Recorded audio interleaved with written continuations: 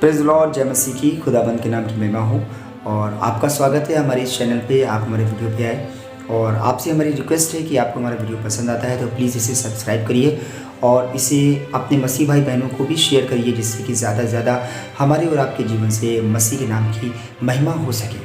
और आज के वीडियो का टॉपिक भी है कि प्रभु यीशु मसीह का लहू आपके सारे पापों को क्षमा करेगा। ये ज़रूरी है कि हम प्रभु के साथ चलें, लेकिन जब कभी भी हम या हमारे जीवन से गड़बड़ी होती है या हम कुछ ऐसा अनुचित काम करते हैं जिसकी वजह से हम परमेश्वर से दूर हो जाते हैं और शैतान इसका पूरा भरपूर फ़ायदा उठाता है। हम समझ नहीं पाते हैं कि अब हम क्या करें। हम दुआ भी करते हैं, हम आराधना भी कर रहे हैं और परमेश्वर के भवन भी जा रहे हैं, लेकिन फिर भी जब हमारे जीवन में गड़बड़ी, हमारे परिवार में गड़बड़ी होने पैदा हो जाती है, हमारे घर में झगड़ा होने लग जाता है या हमारे में आर्थिक तंगी का सामना करना पड़ रहा है या कुछ बीमारियां हमको घेर लेती हैं, तो वो हमारा जीवन बड़ा कष्टमय होता है और समझ में नहीं आ रहा है कि परमेश्वर ने हमें क्यों छोड़ दिया। तो कहीं ना कहीं तो कोई रीज़न है। आज खुदा आपसे बातचीत कर रहे हैं। ज़रूरी है कि आप उसे ध्यान से सुने, स्किप ना करें, क्योंकि ये वीडियो उस तरह की वीडियो नहीं है कि इसको स्किप कर करके देखा जाए।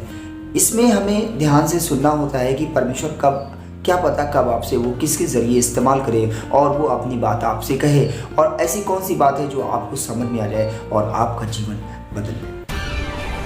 तो इसलिए खुदाबंद की हर बात को बहुत ध्यान से सुनिए, वचन को बहुत ध्यान से सुनिए, ये आपके जीवन को बदल देगा। तो चलिए आज की वीडियो में चलते हैं। के नाम पौलुस प्रेरित की पत्री, पहला अध्याय 21वीं आयत में लिखा है, इस कारण कि परमेश्वर को जानने पर भी उन्होंने परमेश्वर के योग्य बड़ाई और धन्यवाद ना किया, परंतु व्यर्थ विचार करने लगे, यहाँ तक कि उनका निर्बुद्धि मन अंधेरा हो गया। रोमियो के नाम पौलुस प्रेरित की पहली पत्री, पहला अध्याय 28वीं आयत में लिखा है, जब उन्होंने परमेश्वर को पहचानना ना चाहा तो परमेश्वर ने भी उन्हें उनके निकम्मे मन पर छोड़ दिया कि वे अनुचित काम करें। देखिए, हमारे लिए सबसे ज़्यादा ज़रूरी है कि हम अपने खुदा को पहचाने, अपने पिता परमेश्वर को जाने, यीशु मसीह को पहचाने और अपने रिश्तों के, अपनी जो हमारा रिश्ता यीशु मसीह के साथ में है उसको मजबूत करें। और ये मजबूत कैसे होगा, इसके पास, हमारे पास ऐसा कोई रास्ता तो है नहीं।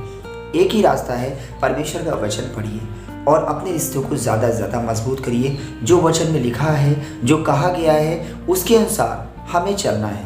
अगर हम ऐसा करते हैं तो हमारा रिश्ता खुदाबंद के साथ बहुत मजबूत होता है और शैतान के साथ टूट जाता है, यानी कि शैतान का हमारे से अधिकार हटता चला जाएगा।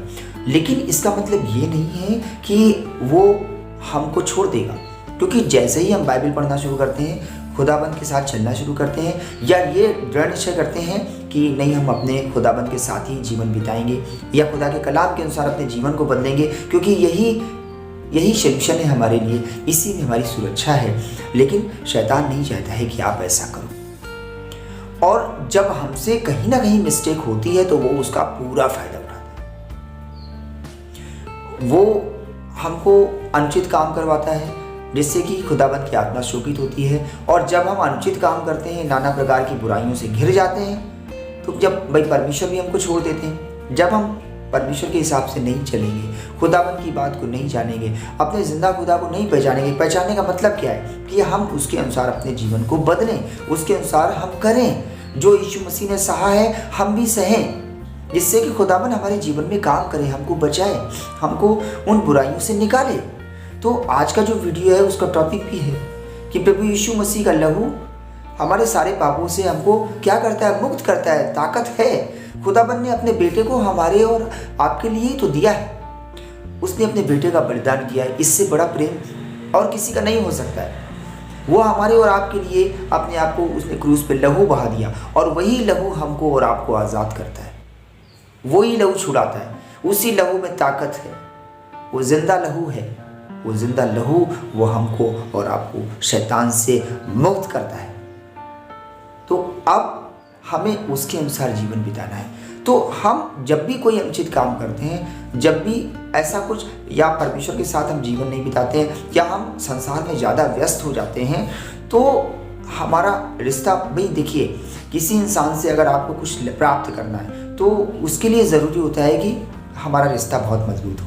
अगर आपको किसी भाई से 1000 रुपये या 2000 रुपये या कुछ भी या ज़्यादा या कम अमाउंट चाहिए, तो वो आपको एक ही बेस पे दे सकता है कि आपका उसके साथ रिश्ता कैसा है।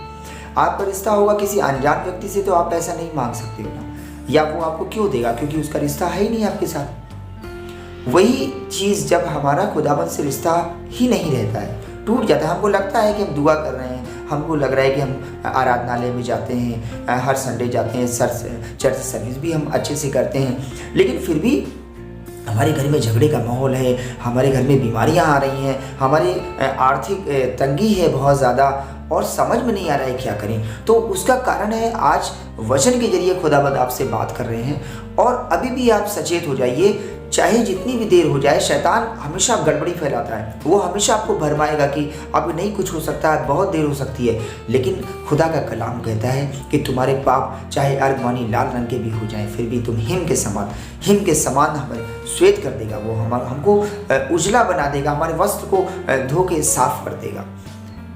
लहू जो यीशु मसीह का है वो हमको चंगाई देगा, वो हमको ताकत देगा, लेकिन हमें उस कामों को उनसे दूर हटना है। और एक ही रास्ता है कि हम परमेश्वर के साथ समय बिताएं। हम जिनके घर, आपको पता है जिन घरों में ब्लेसिंग कैसे, जब भी आपके घर में, देखिए आप एग्जामिन करिए, रीड करिए, भाई एक रोज़ हमारे घर में दुआ बंदगी होनी चाहिए। सुबह या शाम एक निश्चित समय बना लीजिए कि हमको ये करना ही है।